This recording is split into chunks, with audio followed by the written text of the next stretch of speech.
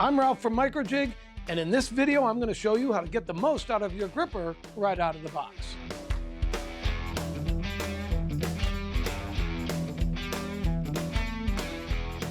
In order to get cuts with this level of safety, accuracy, and quality, you need three things. You need your table saw set up according to the manufacturer's instructions, you need a good quality blade, and you need the control that only comes with your gripper. Now, every table saw sets up a little bit differently, so be sure to check your manual and set it up according to their instructions.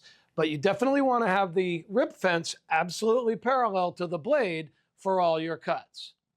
Now, the gripper is what we call a 3D push block. And we call it that because we're going to control our stock in 3 dimensions.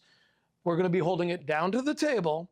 We're going to be pushing it through the blade, but we're also going to be holding it up against the rip fence as we make our cut.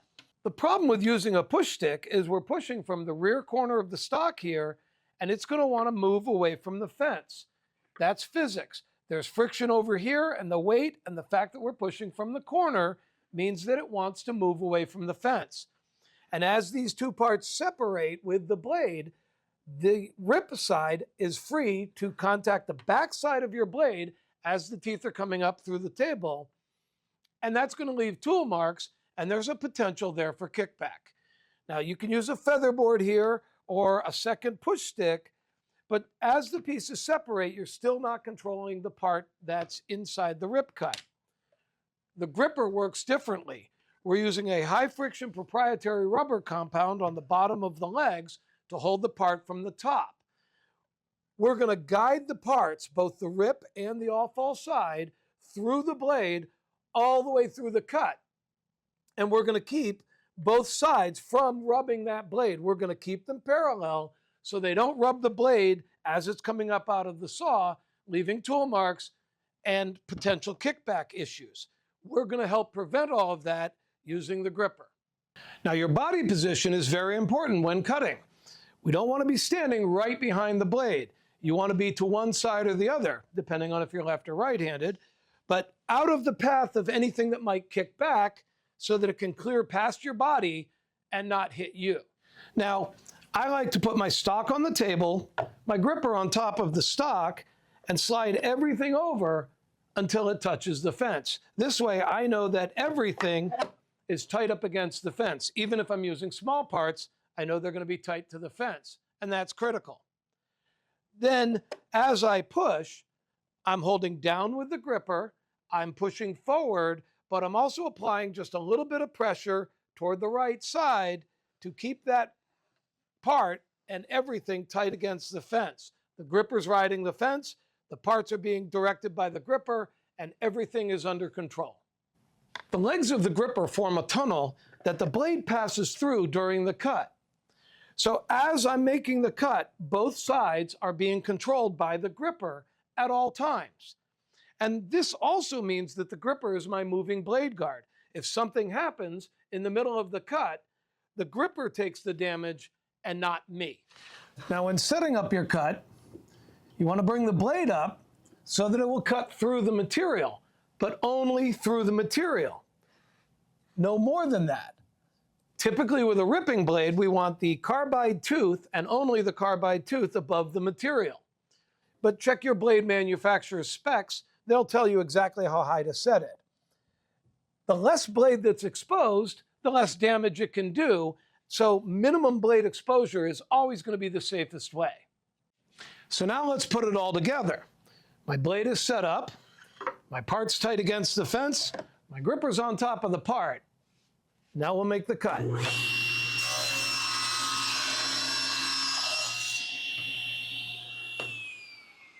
Now, I want you to notice what just happened there. It's a little bit different than you may be used to with a push stick. Both halves of my stock went all the way through the blade, together. The gripper carried them both all the way through, parallel to the blade. The off-fall didn't stop here, waiting while you push the rest of it through with your push stick. And the gripper gives me enough control that I was able to bring both pieces back around in front of the blade without stopping. It's a bit of a technique, but it's easy to learn. And when you do that, you're not reaching across the spinning blade to pick up your rip part. This is the control that the gripper gives. And because both pieces went straight through the saw without stopping, there's no nib here that needs to be removed, and you get a very clean cut with virtually no tool marks. That's what you should be able to get out of your saw with your gripper. The gripper is compatible with all table saw models and brands. And yes, it's fully compatible and able to work with riving knives when the riving knife is set to the same height as the blade. The gripper will pass over the top of both with no problem. Now, there are many situations at your table saw where you cannot use the blade guard, such as narrow rips, typically under 1 inch wide, cutting with a dado blade, or even making shoulder or groove cuts with your standard blade. And in those situations, the gripper gives you the control and safety to make them with confidence.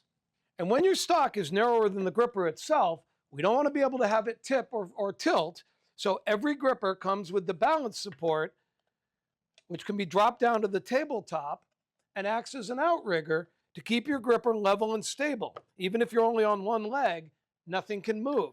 And so now we're right back to the point where we've got total control and total confidence in our cut.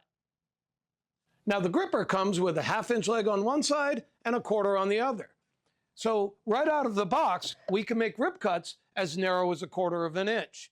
You want to make sure that your throat plate has the space to do that so that the part doesn't fall inside, but the gripper's fully capable.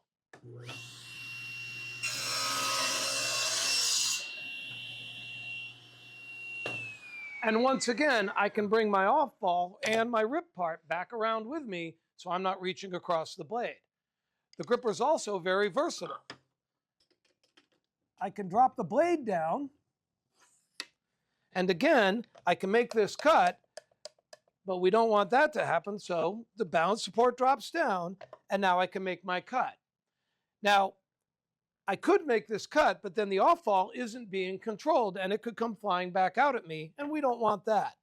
So the center leg of the gripper adjusts side to side in order to be able to pick up that off-fall. Now, I'm working very close to the blade here with my center leg. And that's why every gripper has the Safe Rip Index on it. So the Safe Rip Index allows me to set my center leg without having to bend over or make a check pass or anything else. So with the Safe Rip Index, whatever the cut is that I'm making on the rip fence scale, in this case a 1/4 of an inch, I want to look at the scale that's on the back of my gripper and adjust the center leg so that it's close to that number, but the 1/4 inch is not covered by the cursor. As long as the cut is not underneath the cursor, I won't hit my center leg. It can be on either side, but it can't be under the cursor.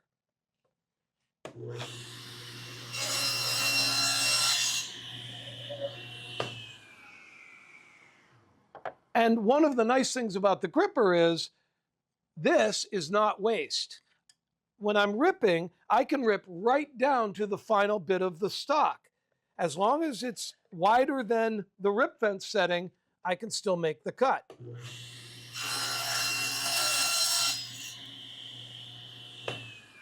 So when I'm using expensive hardwoods, I can use them up right down to the end. I don't have to have scrap that's larger than the parts I'm cutting. Now, typically, a single gripper can control about 18 inches worth of stock all by itself. So the stock extends beyond the gripper before you get to the blade, the length of the gripper through the blade, and a certain amount after the blade. And that, for most saws, will equal about 18 inches, maybe a little bit less if you've got a job site type saw. When we want to rip longer strips, that's when we bring a second gripper into action, and we use the two of them in a hand-over-hand motion, just like using the push pads at your jointer. So we're going to set our rip cut to this case, in this case, to 2 3/4 inches. I'm going to set my center leg. So again, the 2 3/4 inches mark is not underneath the cursor. Now I know I won't hit them. And we can set up and make our cut.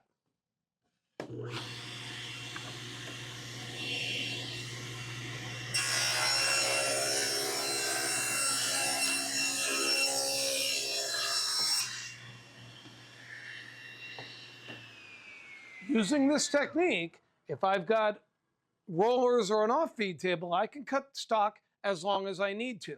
And notice that it was all one continuous movement, so we don't have blade marks and tool marks being left behind as we pause to shift our grip. So under normal cutting, dust and debris, chips will get on your gripper, and that's easy enough to clean up by just wiping it off on your pants or on a rag. But over time, debris will build up on the gripper legs. Wax from your tabletop, resins and oils from the wood will build up on here and collect very fine dirt, and you'll notice them getting dark, starting to darken up, and that can start to cause slippage. So I clean my grippers on a regular basis. You can use either rubbing alcohol or denatured alcohol.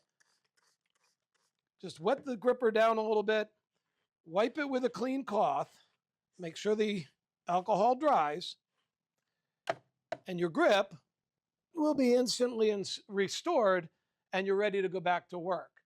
If you do this on a regular basis, once every couple of weeks or so, when you wax your tabletop, you'll never have to worry about your gripper slipping. Now, when you're cutting natural woods, whether it's hardwood or softwood, sometimes you'll notice that the kerf starts to close behind the blade or even open behind the blade as you're cutting. This is called reaction wood, and it's caused by stress that's in the actual wood itself. Now, sometimes this stress can be caused by the way the tree grew, but most often it's poor drying technique that causes it. But in either case, it's dangerous. If the kerf closes behind your blade, it can literally pinch the blade, which will cause it to lift and throw back at you. That's a kickback. The riving knife that is attached to your saw helps to prevent that. The wood will pinch on the riving knife before it pinches on the blade. If your saw doesn't have a riving knife, you can use Microjig's MJ splitters with a zero clearance insert to give you that same effect of protecting you from the kerf closing. But whether the kerf is closing or opening behind your blade, it's dangerous. An opening kerf can push the wood into the blade and kick it back that way, and the riving knife is less effective there.